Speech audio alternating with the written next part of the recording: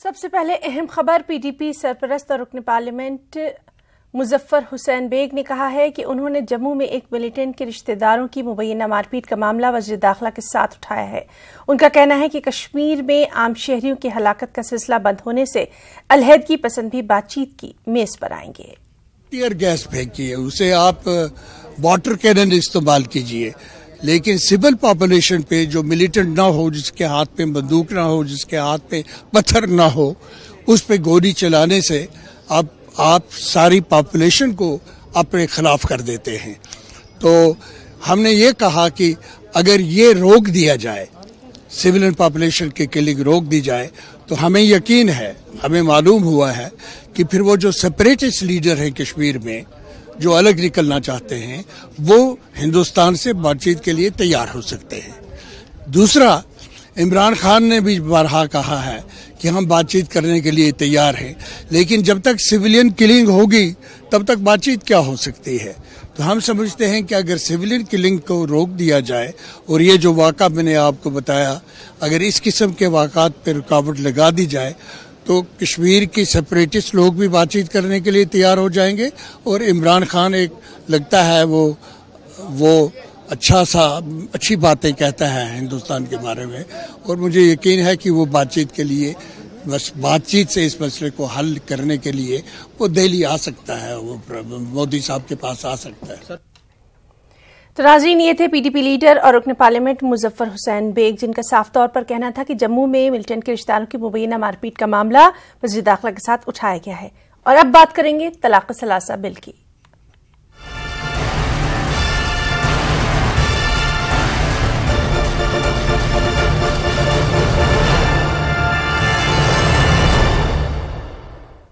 तो नाज़रीन, आपको बताएं कि तलाक सलासा बिल अब से कुछ ही देर बाद राज्यसभा में पेश किया जाने वाला है। लोकसभा में जहां बीजेपी की अक्सरियत है, वहां ये बिल मंजूर किया जा चुका है। इस बिल को लेकर बीजेपी ने आज राज्यसभा में अपने अरकान को पार्लियामेंट में मौजूद रहने के लिए बाकायदा व्हिप जारी की है। राज्यसभा में बीजेपी के पास मतलूबा नंबर नहीं है, इसीलिए इस बिल को राज्यसभा में पास कराना मरकजी हुकूमत के लिए बड़ा चैलेंज है। हिज़्ब इख्तिलाफ और कांग्रेस चाहती हैं कि मंजूरी से पहले इस बिल को पार्लियामेंट की ज्वाइंट सिलेक्ट कमेटी में गौर खौज के लिए भेजा जाए। एक नशिस्त में 3 तलाक पर रोक लगाने के मकसद से लाया गया तलाक सलासा बिल को जुमेरात को लोकसभा में मंजूर किया गया था। इस बिल को लेकर ऐवान में लंबी बहस हुई थी। बिल में जरूरी तरामीम को लेकर कांग्रेस, AIADMK समेत कई जमातों ने ऐवान से वॉकआउट किया था। अब इसे आज राज्यसभा में मंजूरी के लिए पेश किया जाएगा।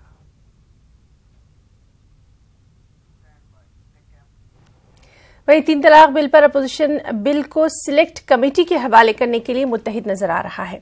राज्यसभा में अपोजिशन का क्या पैतरा होगा, साथ ही लोकसभा में 3 तलाक बिल के मामले को लेकर अपोजिशन क्या कुछ रुख इख्तियार करने वाला है, इसी पर कुछ रिएक्शंस। हम चाहते हैं कि ये जॉइंट सिलेक्ट कमेटी में जाना चाहिए ये बिल, क्योंकि ये कोई जुमला नहीं है, ये कोई नारा नहीं है बीजेपी का, कि ये सच है कि जो लोग एक तरफ तो आप जो है मुस्लिम समाज के आदमियों को आप सरेआम मार रहे हैं और सड़क पर उनकी हत्याएं हो रही हैं, अभी तक कोई गुनहगार नहीं पकड़े जाते, और दूसरा जो है उनकी महिलाओं के पतियों को आप जो है एक तरफ तो आप उनकी बीवियों को जो है विधवा करते हैं और दूसरी तरफ उनको अपराधी बनाते हैं। तो ये एक जो है जो स्टेक होल्डर जो हैं, जो इस समाज के, इस परिवार के जो लोग हैं, एक समाज के लोगों के, उनके साथ में जो है समुदाय के लोगों से बातचीत होनी चाहिए। और हम चाहते हैं कि ये सिलेक्ट कमेटी में जाए, जॉइंट सिलेक्ट कमेटी में, और जो संशोधन आए हैं कांग्रेस पार्टी की तरफ से और बाकी तमाम विपक्ष की तरफ से, उन पर चर्चा होनी चाहिए। Already we have given a notice, a resolution under Rule 125. This bill needs to be referred to select committee, because this bill of this nature will have far-reaching implications. So it needs further scrutiny. So we are genuinely think it should go to select committee. Let us see what government is going to do. Yeah, because so far government is not agreeable, but we are trying to convince the government and accept our demand to send this bill to select committee. Triple तलाक bill को select committee के पास भेजा जाए, क्योंकि ये एक दुर्भावना से तैयार किया गया बिल है। जब हिंदू में तलाक आपराधिक नहीं, सिख में आपराधिक नहीं, ईसाई में आपराधिक नहीं, तो फिर आप इसको क्यों आपराधिक घोषित करने पे तुले हुए हैं? इसके पीछे आपकी मंशा क्या है? और सुप्रीम कोर्ट ने जिस 3 तलाक को तत्काल 3 तलाक को असंवैधानिक घोषित कर दिया, अनकॉन्स्टिट्यूशनल घोषित कर दिया, उसके बाद भी इसको आपराधिक घोषित करने के पीछे मुझे लगता है राजनीतिक मकसद ज्यादा है। मुस्लिम महिलाओं को अधिकार दिलाने का मकसद बिल्कुल नहीं है। आगे बढ़ेंगे। जम्मू कश्मीर के साबिक वज़ीर आला महबूबा मुफ्ती ने कहा है कि 3 तलाक बिल हमारे घरों को तबाह कर देगा। श्रीनगर में मीडिया से रूबरू होते हुए उन्होंने कहा कि हुकूमत हमारे निजी मामलात में दखल दे रही है। उन्होंने इस दौरान ये भी कहा कि बीजेपी सबका साथ सबका विकास का सिर्फ दावा कर रही है। महबूबा मुफ्ती ने यह भी कहा कि हम गांधी के हिंदुस्तान में ज़ियाउल हक का पाकिस्तान नहीं बनाना चाहते। इसमें हमारा ये मानना है कि जो मेजॉरिटी जो बीजेपी के पास है, it is not about brute majority. Consensus होना चाहिए, इसमें सब लोगों को इकट्ठा बैठना चाहिए।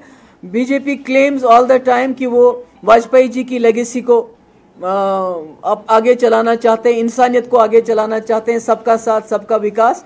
पर इस किस्म का बिल ला के मुस्लिम फैमिलीज के घरों में घुस के उनका डिवीजन करके ये बिल्कुल गलत कर रहे हैं। जो Muslims, all the Muslims who have stayed back in India have stayed back in Gandhi's India and the Jammu and Kashmir state, जिसने इस मुल्क के साथ मुस्लिम मेजॉरिटी स्टेट होने के बावजूद अलाइन किया, that is again because of Gandhi secular India. तो अगर इस किस्म के जो हरकतें होंगी, कभी आप शहरों के नाम बदलते हैं, कभी आइलैंड्स के नाम बदलते हैं, हिस्ट्री को आप डिस्टॉर्ट करना चाहते हैं। We don't want to create a Ziaul Haq Pakistan in Gandhi's India.